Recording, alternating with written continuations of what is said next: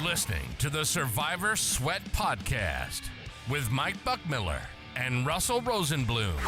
If you're looking for strategy articles and just about everything Survivor, head to survivorsweat.com. Now, let's get to it. All right, welcome back, Survivor Sweat Pod. We are back in the studio. Well, of course we are. I mean, it's May. This is what everybody's thinking about now is the NFL. Of course. When the schedule comes out, that's all that matters. It's true. I'm tired of baseball already. It didn't take you till the schedule, man. The draft came out. You're ready to go. This is true. This is true. Welcome back for those of you who've seen the pod before. For those of you who have not, welcome. My name is Mike Buchmiller. This is Russell Rosenblum, my partner in crime. Who are we? Well, we're not last year's champs. That's for sure. But we're the year prior co-champs. Right. And if you're looking at and seeing, and we're missing the jacket because... well, I forgot to bring mine.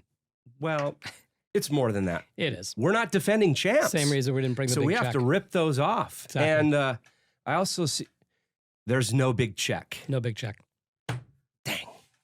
Well, we could have brought the bank statement with the big negative for what we lost last year. Oh, yeah.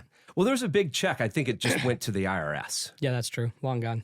Bummer. Well, USA. Love it.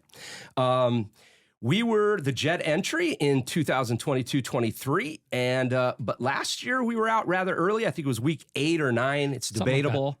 Like it was all fog for me. I was depressed and down. And But we are now alive. We are back. Well, we're not officially back in the contest. Not officially, but we're pretty big favorites to end up back in there. But I hear Friday people can start officially sign up for this contest. And depending on when you're watching this, that could have been 2 days ago, 2 days from now. I don't know. But yeah. Sure. Yeah. Full disclosure, we're actually recording prior to the tip-off. But hey, Derek, what's the guarantee? Heck of a good question. Yeah. I mean, we can speculate. We don't know. What do we have it as last year? The guarantee, what do you go, 8 million? Something like that. I'd like to see him do 10 because it's a nice round number, but maybe he's a little worried. He'll have to sweat it. Don't know. I don't know. What do you think about the entries this year? I think he makes 10, but, it depends. And we'll cover some of that later, but I have a feeling that, maybe we'll be able to help him get there. Yeah, absolutely. Last year, there was 9,267 entries up from the year that we won, 6,133 entries. So, quite the delta from there. But I don't know if there's going to be that large of a jump.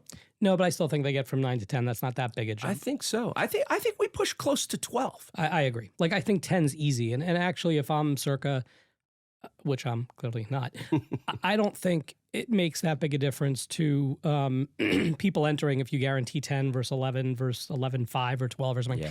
So if I'm them, I just guarantee the 10. I mean, you're so unlikely to get less than 92. Yeah. And so at that point, your guarantee is not a huge amount of money. I think you guarantee 10. Sure, you can guarantee 11. It's more, but I can't think that's going to have any material impact on the number of people that sign. Yeah, people look at round numbers. Yeah, 10's a nice round number, and I think they think they'll get there. I think they think they'll get close to 12. I think, speaking of entries, I think it's going to be capped again at 10. Correct. That's my understanding. Yeah. Yeah. So I've seen some Twitter feeds, of Benson, discussing a little bit about that, staying in that same genre of 10 entries. Yep. So, yeah. I think there are a lot of reasons for it. They've got people that, they feel that if some others have lots and lots of entries, it reduces their ability to win. For the guy coming in there just trying to buy one. Sure. And I mean, there's probably some truth, but the flip side is that the guy buying 10 is contributing so much more to the prize pool. And at the end of the day, there's only one winner. You're not paying for second, third, fourth, fifth place. You're not monopolizing a bunch of places unless you can get down to the very end and have multiple entries and you can kind of block someone from being able to win. But I personally don't think, and I understand they're going to leave it there. I understand the optics of it and all that. I don't think they should actually cap the entries at all. Like I had somebody say to me once, well, why don't you, get friends and whatever and just buy enough entries to guarantee you can make it to the end.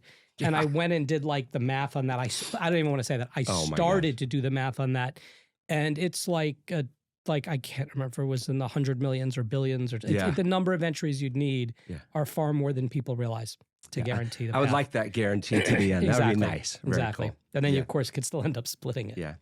And the caveat to that last year was if you selected a team on the Thursday prior to the lock of the actual contest, which Sunday, if you got bounced or if you got clipped. That's right, yeah. So if you took KC, all 10 entries last year, and as we know, Detroit upset them on Thursday night, you can buy back in. Right. And so this year, they have 2 opportunities for that. Now, I don't know if they're going to offer that, but there's not only the Thursday night game, but there's a Friday night game in South America. So they might be able to open that up where somebody fires on Thursday. If you get clipped, then you can rebuy. If you fire on Friday, maybe you rebuy again. Right. I don't know whether they will. If I had to guess, and I have no insight to this, I would think they would for the exact same reasons they let people pre-buy after Thursday. They've still got all of Sunday's games. It doesn't undermine the integrity of the contest. The rules will be out ahead of time, so they're not going to base that on whether or not they made or didn't make the guarantee, I'm sure. But those rules will be out long before then. Sure, absolutely. And those games, I mean, if you're going to fire, we got Ravens opening up at Chiefs. How about that grudge match right there? And then on Friday, no picnic, Packers versus Eagles. So there's 2 competitive games right off the tip. I'm going to go out on a limb, and I haven't really paid. You are always paying closer attention to the schedules than I am really on. I have a feeling we'll be entering on Sunday without that opportunity to re-enter by taking one of those Thursday or Friday games. I'm going to go out on a limb and say that's the case. Who knows? Who knows? We might fire. But I would say we might be on the sidelines for those. So speaking of entries and optimal entries, last year's Circa Survivor champion, Circa Master, had 2 entries. Jack's Jags had 2 entries. This is to start, not at the end, for those that are new here. They didn't make it to the end. So we're talking about optimal entries here. And, do you max out at 10? Or, what do you fire? Right. L.A. Joneser, the improbable misclick, had 4. And Indiana Jet led the way. He had 7 entries. So just to be firm here, each one of those 2, 2, 7, and 4 were their max entries for their contest. So is it optimal to get 10 entries? Who knows? I mean, honestly, and we've discussed this, I don't know what optimal is. It's not like you get a discount for more entries, but you do get some more flexibility. I know when we were managing more entries than I was initially comfortable with, it could be very difficult to figure out exactly where to place them all. And then even when you do, I mean, it's not like if you have... whether you have 10 entries, 50 entries, 100 entries, we did not have 100 entries, but it's not like you're taking, if you had 32 entries, you're not taking 32 teams. No. Right? So inevitably, you're going to lose some percentage of your entries each time. And so it certainly creates a psychological frustrating factor. One thing before I forget here, and I know we're going to cover the future later, we're still kind of living in the past. This is true. But when you note the improbable misclick for people that are, again, new here. Yes. This was somebody on, and you'll correct me if I'm a little off, but on Thanksgiving, thought he had picked the Lions, I believe. Yeah. And actually, he was convinced he picked the Lions. He actually misclicked and picked the Packers. Yes. Right. And he was using a proxy, and he didn't even realize it until the proxy reached out to him afterwards and said, "Hey, are you putting in, your pick for the weekend games?" Yeah. And he's like, "What are you talking about? I'm out." They're like, "What are you talking about? You're one of the few people that have the Packers, right?" Incredible. He's like, "I had the Packers." Now, if he was just going directly through Circa, I mean, Circa, I love Circa, they do a great job. The one thing they are not doing is calling you up and going, "Hey, you didn't put your entry in," right? So I found that really cool that the proxy were willing to do that. I don't know if they can do that, week 1 if they're managing 1,000 entries, and they're certainly not committing to doing that. But the fact that there's somebody looking out for it was actually pretty cool. Yeah. And this is the guy that, literally misclicks and then goes on to share in the entire pool at the end. No, it's unbelievable. The improbable misclick. And it was just fate. I mean, once you knew that happened, and we had talked about that along the path, you just felt like he was going to take it down in one way, shape. He was either going to take it down individually or he was going to, share the prize. But I mean, incredible story. Don't want to continue to rehash it, but it was. There was one guy we knew, the reverse fate that was not going to take down the prize. Oh, that's true. He can remain nameless. That is true. Keep going. And so we had said all along the benefits of using a proxy. Just the opportunity to possibly put your pick in early and then double back. Correct. Because that's my other, and that is a big complaint I have had about Circa. And again, I compliment them all the time. And the big complaint I've had there, and it's their software, it is what it is. Yep. If you put in a pick early, you can't change it. You cannot change it. We've had issues where, if we're going to put in the Sunday pick, I don't want it. Well, Saturday, it's due Saturday. Yep. Definitely due Saturday. I don't want to put it in Friday because you could wake up Saturday morning and find out like a quarterback's injured or something, right? Guy stubs his toe. Correct. But what happens if I'm the guy that stubs my toe Saturday morning and I can't get the picks in, right? So you have to balance that all the time. And it would be nice if Circa had the ability to put your pick in whenever you want. Yes. But the deadline for changing it is, Saturday at 1 o'clock Eastern, 4 Pacific. Right? Absolutely. So think of it as insurance, you know. And they know that. But right now with a proxy, in theory, you can put it in on Friday. Then on Saturday, it's not. They're not going to take it right to the deadline. They got to put a lot of picks in. But maybe an hour or 2 hours before, you can still change your pick. Of course. Before they put it in. Of course.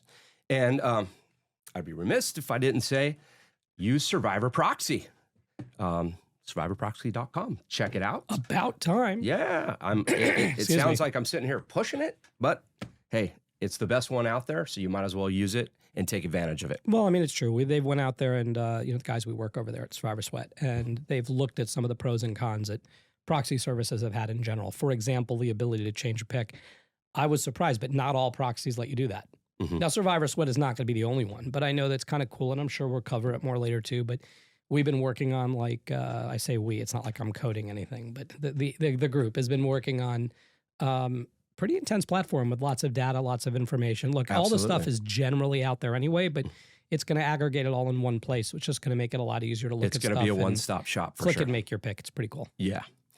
Speaking of optimal path, maybe we should ask George at GRP Wins on X. I see that Benson and him go back and forth, Hilarious. but it sounds like he's already mapping out a path for the season now that the schedule's out. He's already got a document to make deals at the end, although it's not much of a document. And he's an attorney, right? I'm going to have to go with no. I don't know for certain, but I'm going to have to go with no given the comments he's made about you don't need an attorney. I just have this cocktail napkin right over here. The pencil and paper. Yeah. Exactly. I'll tell you something. He's hilarious. He is like hilarious. In his debates with, I don't know if debate's the right word, in his go back and forth with Benson, I always find it really interesting because, I mean, I know Jeff's got a great sense of humor. He comes out dry, but he's just a really funny guy. Mm-hmm. I can't figure out when George is serious or when George is kidding. That I'm just not certain about. I don't think he's ever kidding. I don't know. He'll talk about, we'll make $1,000 bet and it's going to, move the entire book's line. But I find George hilarious, whether he's trying to be funny or not. Like, correct. I think I'm laughing with him, not at him. I hope so.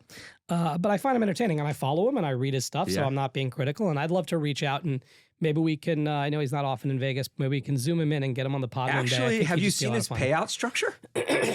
I took a quick look, yeah. Yeah? I did.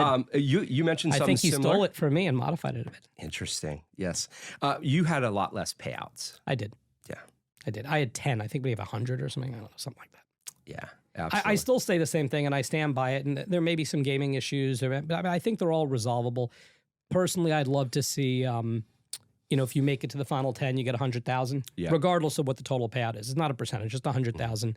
And then, first place is still to get the rest. And if they could do it, you take the 100,000, stick it immediately in their sports betting account. It gives them the ability to hedge. It gives them the ability to do things. If I'm Circa, it gives them the ability to just make bets. Mm-hmm. And I mentioned this last year. It's like the World Series of Poker. Yeah. They used to pay out a much bigger percentage of the prize pool to the very top people. And now they spread it out more. And it's done. And the top players hated it at first. Like they'd love winner take all. But at the end of the day, it brings more players back in because they cash more often. And if you're running a casino property, which all these guys are, it gives those people money to go walk through the actual casino and gamble. That's kind of what they're there for. Absolutely. 100%. Also, there's a lot of talk every year about, are you going to make a deal down to the wire? So, maybe that gives you some pause about making a deal, Exactly. Pulling some equity out. Correct. Now, one of the issues there, and they noted this when I mentioned to some people, they said, look, what if you say the final 10 and it goes from 14 to 8? Mm-hmm. And, so there's never 10. Well, that's okay. That's easy to resolve. I mean, you're not going to pay 14. So if it's 8, you just pay 100,000 to those 8. Like I wouldn't even make it 125. Like I wouldn't ramp it up. I wouldn't. And then whatever's left is for first. Again, there are a zillion ways to resolve it, but I'm sure it's resolvable. Yeah. No, absolutely. No, it's an idea. I don't think it'll take much away from the contest, but I could see the other side of it. I could see Derek's angle on that. So just I do. I don't think at the end of the Survivor, not Final 10. I do. Survivor. But again, if you're going to make it, let's assume it's $10 million guarantee, sake of argument, which I think would be a reasonable number to put out there. Mm-hmm. If I were a betting man, which I guess many would debate I am, that's the number I would put on this 10 million. Okay. Sure. But at the end of the day, if you tell me that the guarantee is 10 million and they end up with 10.8 just or 10.9. So at the end of the day, you're paying out 900,000 and you still have a $10 million for first place. So in terms of the press release, nobody's going to play to make 100 and not win 10 million. But I've said before, it could be incredibly frustrating if you finish second or third in this thing. I know it's the nature of it, but to get literally zero. Yeah.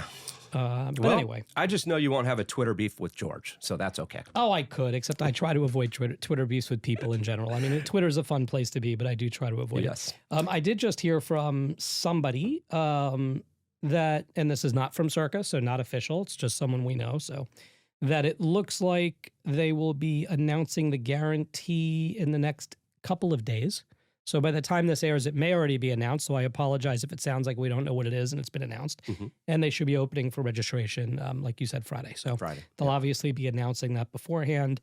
And, I tend to suspect, we haven't discussed it because we don't focus on it, but I think the millions will probably keep roughly the same guarantee they've had in the past. Sure. As opposed to Survivor. I would be inclined to agree. The NFL schedule, I know you don't really dial in on that right now, but just looking at some of the stuff that's new. As I'd mentioned earlier, they have two openers, the one on Thursday, the game on Friday as well, before the contest deadline. So I can anticipate, people getting a little aggressive and firing. I know it's not the games that we would want to be on, but there are some out there that do so. And so I would assume they would keep it the same, but, we're going to find out, obviously shortly. There are multiple Monday night games this year. I know in the past they've opened up with 2 Monday night games, but week 3 is the opener for the 2 Monday night. Week 4, week 7, and week 15. All those weeks scheduled 2 Monday night football games. I prefer that from a fan perspective. I actually kind of like it. Now we have an advantage. We're on the West Coast. I think it's always easier if you're going to straddle games a little earlier or a little later. And I grew up on the East Coast, and after moving here, I'm like, oh, wow, watching sports is so much better on the West. Unbelievable. It's not even close. I can get to sleep. That said, I think for stating the obvious, I'd rather they had multiple Monday night games than multiple Thursday night games, just from a player safety perspective. Yeah. I think I'd rather they had 2 Mondays and ditch the Thursday entirely. The other advantage on the Monday, I'm hoping, and we'll see, I know Warren Sharp comments on this frequently. I forget his exact numbers, but I do agree with him. He gets really, really, really annoyed when they make the 10 a.m. Pacific, 1 p.m. Eastern, when they have like 9 games or 10 games, and then you have like 3 in the afternoon. Right? Oh, so the hope would be by pushing more Monday games, you can spread this out a little better. Yeah. And I say this also, and I know I'm not the only one. I know it sounds like the 1% problem, but I know I'm not the only one. Where you'll be watching games either on multiple TVs or a quad screen, right? So you could have 2 games, 4 games, 8 games, right? The NFL actually wouldn't be that hard to be sensitive to that. I would never have more than 8 games on at one time ever, right? Because then it's very difficult to watch 9 games. Like it's just you can't even really set up a good way to do it. Now anybody, even with I'll give a plug to Google, right? Not that they need my plug for YouTube TV, right? Yeah. But I have found I used to have DirecTV, and the only reason I had it was for Sunday Ticket. Yep. YouTube TV just blows it out of the water. Absolutely. The only downside is I think the delay is a little longer. I found this, but whatever. You don't know the delay's longer. Yeah. But it's phenomenal. I can just use it. I can split it into 4 games. I can see 4 at once. It's great. And even as I say that, if you try to see 3 games, it doesn't work well because you're still in quads. Yeah. Like there's no way to divide the screen in 3, which is why I think the NFL makes a mistake when they have 3 games at the afternoon slot. Just have 8 in the morning, 4 in the afternoon, when you can do it. You got 2 on Monday night, right? You throw 1 on Thursday. Like, you should be able to get there. Yeah, we continuously discuss that each and every week when we're trying to get everything laid out. Well, actually, we're not trying to. Our good buddy tries to. He's got a great little setup. So shout out to our buddy who takes care of us on Sundays. You know who you are. Yep. Initials BD out there. So we don't, yes. So we don't have to name him. So the other, we have Turkey Day games, 3. I think it's more Christmas Gate, but Turkey Day, yeah. Yes, and then just in chronological order, and then we have the additional Friday. So there'll probably be 4 games to choose from there, which I think was similar to last year. I think they had. So this, I think, will be the only day in the NFL history, I think. I mean, where they're actually through the year going to play on 6 different days of the week, right? Am I missing one? Am I wrong? I think you're correct. Is Tuesday the only day there's no game? There's no game on a Tuesday this year, right? Yeah, there's definitely the Wednesday, which I'm going to get to next. Yeah. We're going to have 2 Christmas Day games. And looking ahead at the calendar, we saw that Christmas landed on a Wednesday. We're like, what's the NFL going to do here? Right. And you can see what's Circa going to do, right? This used to be the NBA day. Correct. For all the NBA basketball games. And then, NFL doesn't care. No, they didn't. They're now taking over. So they were not going to have games there. So not do they have 1, they have 2 on a Wednesday. And those teams that are going to partake in that game are playing the Saturday prior. Right. And they just flip-flop. So we're going to have week 16, 2 Saturday games leading into Sunday, and then the following Wednesday for Christmas Day games. And then into week 17. Right. And by the way, the logic here, in case it isn't obvious, it probably is to most of you, but the NFL views if you're going to do Saturday, Wednesday, it's the same as having done Sunday, Thursday. That's correct. Yep. Although, again, it isn't, but they can say that. I mean, that means the prior week you probably played Sunday to Saturday. So now you have not a super short week, but you have, I can't think the NFL, I haven't looked. They're not going to have them playing Monday, then Saturday, right? So it's going to be Sunday, then Saturday. So you're going to have 1 day short week to begin with. And then you're going to have to jump into what would have been the equivalent of a Thursday game. Yep. Right. So you are having back-to-back short weeks. Absolutely. Again, I think the NFL should have done it.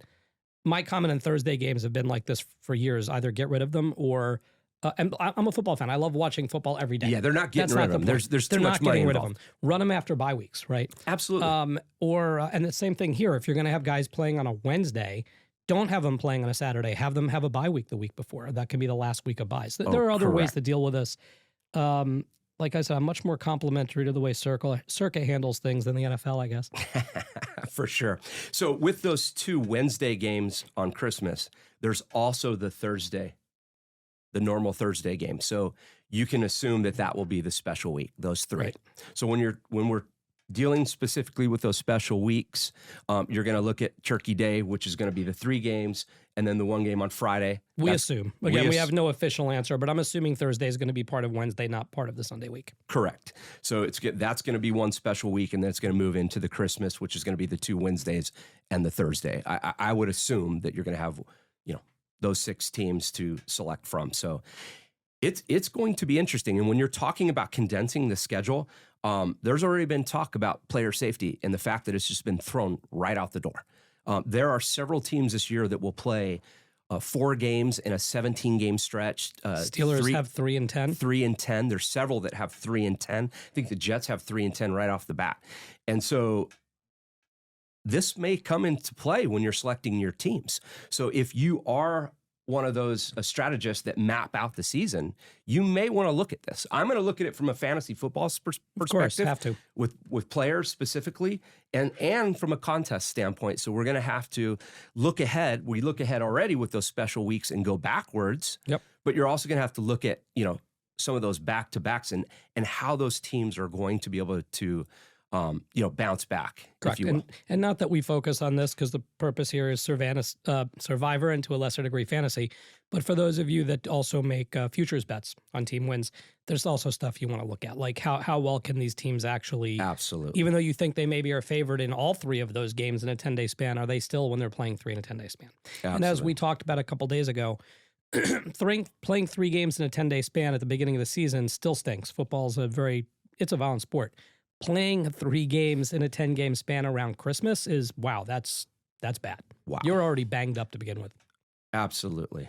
It's going to be tough. Yeah, there'll be you will make some decisions based on that. If I had to guess, hopefully looking we forward, get to the point exactly, where we can that's make right. those decisions. Well, even if we don't, I guess we'll still be here, just a little depressed as always. Sure. But if I had to guess, when they do come back for the collective bargaining, the CBA collective bargaining agreement for the NFL players, I would guess and I would hope that they'll try to make this something of a sticking point. And if I had to guess, again, there will probably be some compromise to extend the season one additional game and give them 2 bye weeks, which I know they talked about before. And then I'm hoping the Players Union tries to structure it so that those bye weeks are prior to those short weeks. So now they're long weeks instead of short weeks. It doesn't seem that hard. Sure. So, yeah, there's some nuances in the schedule. It'll all iron itself out. It may come into play. I think it will. But, yeah, speaking of new, the new Survivor Sweat platform. As Russ was mentioning earlier, new and improved platform that should be out shortly. They're working on some software tools over there that can help us map out some future value. And for those of you that like to look ahead, some interesting tools for that. It also has the marketplace that was introduced last year, a way for people to get involved in the contest, whether you are coming to Vegas, entering the contest, securing a proxy. If you can't come to Vegas, I'm hearing you can buy entries off the platform. So that's a way that you can get involved. And you can get involved after the first week, second week, third week, when individuals are looking to, pull equity out of their entry or sell it. Yep. And I'll make a comment here. Look, I live in Vegas. I'm a little biased. You guys should come to Vegas. As much as I'd love you to go buy everything on Survivor Sweat, it is going to cost you more. We don't know. I don't know exactly what it's a marketplace, right? So I can't tell you, but no one's going to go out there, buy $1,000 entry and sell it for $900 before they've played a game, right? So they're going to mark it up, and you'll have proxy services because obviously you're not here. You're going to need a proxy. It's going to cost you more. But if you really can't make it here, it gives you that opportunity. Also, at the end of the day, Circa charges no juice for this stuff, right? So I've got to imagine to some degree they're doing it because they want people to come on property. Mm-hmm. And so if you can come on property and support Circa, you should do it. Yeah. Otherwise, one day maybe they realize this doesn't make sense and they start juicing it or they cancel the contest or something else. Nobody wants them to do that. So I do encourage you to come out. But the flip side is, if you were going to come out, you knew you were only going to be here for that one weekend. Mm-hmm. Let's just say weekend one, as opposed to showing up in June or July. And you were like, all right, well, look, I'm going to be here the whole weekend. I want to take the Thursday or Friday game because I'll still be here and I can re-enter on Sunday. Sure. But I really otherwise would never take those games. I would say that's not a good reason, especially now, because you can go ahead and take that Sunday game, leave town, and if you do bust, you can still, ping back to Survivor Sweat or show up and then buy an entry that made it through week one. You might pay a small premium, but probably not as much as the overlay you're giving up taking a game you don't really want to take, right? So, there can be a combination of those things coming out here. And look, you may come out here and buy 10 entries and keep 8, make it out of week one and sell 2. Who knows? I don't know. Sure. Maybe 80% of the field goes out. You sell it after week one and you made all your money back. I have no idea. Agree. Obviously biased. We live in Las Vegas. If we weren't able to play the contest, it's 100%. Look, when DraftKings, we used to play DraftKings all the time when they were legal in Vegas, and they weren't legal in Vegas. We couldn't do it. I have a place out of Vegas as well that I spent some time in California, and I was there for a bit, and where DraftKings was fine there. And I tried to play from there, but they knew that they shut me down quickly, even though it wasn't a VPN or anything. I was legitimately in California. And so I know for sure if we didn't live in Vegas, we would be using a proxy to play here. Oh, without a doubt. But again, like I said, I think it's worth coming out there to support Circa. If you really, and plus it's just fun. They know you're coming out there. Not too many people are going to fly out here to take one pick or something. But if you're coming out and you're taking 10 picks or whatever. Sure. But if you really, really can't make it, look in the marketplace. Because I think this year, if I had to guess, there will be some entries in the marketplace. Certainly after week one, and there could be a few before week one. Of course. But we're not trying to cannibalize Circa. I would rather people came out here. It's just better for the contest, better overall. But if you really, really can't make it, better to be in than not be in. Absolutely. And that's where Survivor Sweat comes into play. And the marketplace caught fire last year. It was the first time people could realize equity in their actual entry. Right. And, if people are willing to pay, it's a market. Correct. So, one, come to Vegas. to Survivor Sweat for sure. Absolutely. Also, it's a way that you can get on the discussion board, discuss with other contestants. It's a place, as we talked in the past, there was nothing really out there for the Survivor community to connect. Right. And it caught fire last year, not only in the discussion board, X feed. You can get us at Survivor Sweat on the X handle for sure. Reach out to Russ or myself if you have any questions about the contest, about the proxy, about anything about signups, those type of things. If we don't have the answers, we're going to go find them for you. But it's all things Circa Survivor Contest, and so it's a one-stop shop, a place you can go, a home hub, if you will. But we just love to connect with the community. We love to talk to contests. As we've mentioned before, it's the greatest contest in the world. Oh, it's awesome. Yes, we won it. Thank you. Not Great. this year. Whatever. We Not didn't last win it year. last This year, maybe. We didn't win it exactly. We would still love the contest. Right, of course. Regardless. Correct. We did NCAA Survivor. We just liked the format, and we hope you're jumping in for sure. And by the way, kind of combining what I just said, I mean, I think it was somewhat implied, but, if you showed up to enter in June, because they're going to be open, right? Yep. And you went to Circa and you're going, wow, I really didn't want 10 entries, and it's a long way for me to fly out there to buy like 3 entries. For $3,000, like it's a lot of expense to do that. Sure. Well, maybe you show up and you buy 10 entries and you immediately have to float the money, but you immediately go ahead and stick it up on Survivor Sweat and try to sell them, right?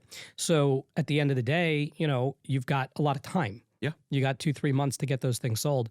And they should, I got to think they're going to sell it more than the $1,000, right? So from people that really can't get here. And if they don't, how bad could someone's going to pay at least $1,000, right? So it could give you the ability to offset some of your costs and justify coming out. And it sells with the proxy service. Correct. So the price you pay, Well, it has to. whatever price it may be, but Right. the price you pay comes with the proxy service so that they will be able to put your picks in for you. There's a platform. It's user-friendly, easy to use.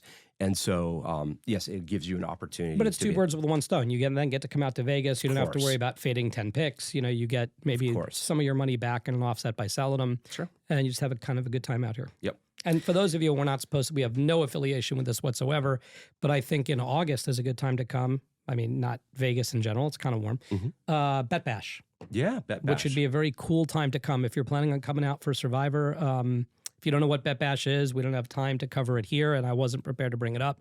Google it. It's phenomenal for people that love betting sports over at Circa. Circa it's amazing. You've got a sports book that's willing to actually host an event for a bunch of sharp sports bettors. Absolutely. And they're very comfortable doing it. And so if you're thinking of coming out anyway, coming out around that time, it'd be kind of cool. You'd get to be in kind of the environment, really talk to people and understand what's going on in the sports betting community. It'd be a fun time. Super cool community. It's great. I was down there for it last year. I remember. And it was really cool. They have the Sports Hall of Fame, which was Sports Betting Hall of Fame. Hall of Fame. Last year was the inaugural year. They inducted, I think, 8, 10, whatever it was. I happened to be there. Awesome time. More inductees this year. Are they going to induct Pete Rose? He can finally make the Hall of Fame. Sorry, Pete. That was rough. It was rough. I would induct him. I think he would take it. I think it'd be fun to be out there signing. Pete, I was a baseball guy. I know. Okay. Much love. Oh, phenomenal. There's no question he should be in the Hall of Fame. He just took a random shot. All right. So that is all for our introduction to this year's Circa Survivor Contest. By the time that you're watching this, hopefully entries will open. Get down there, and we'll have to see all the new rules and nuances and the fun stuff that surrounds the contest. And we can't wait to get back in the studio and talk about it. Obviously, we're here in the middle of May discussing the NFL. Yes. So, yeah. Yeah. It's kind of a big deal. I love it. It's so great. All right. So for Survivor Sweat, we are signing off. We will see you soon. Sign up for that contest. Vote early, vote often or something? Yeah, something like that. Something like that. All right. See you later. Looking for Survivor strategy articles? Did you lose your last entry on a Survivor contest and wish you could rebuy? Check out our marketplace and you may find what you need. Head over to survivorsweat.com for all things Survivor. And we'll see you next week for the next Survivor Sweat podcast.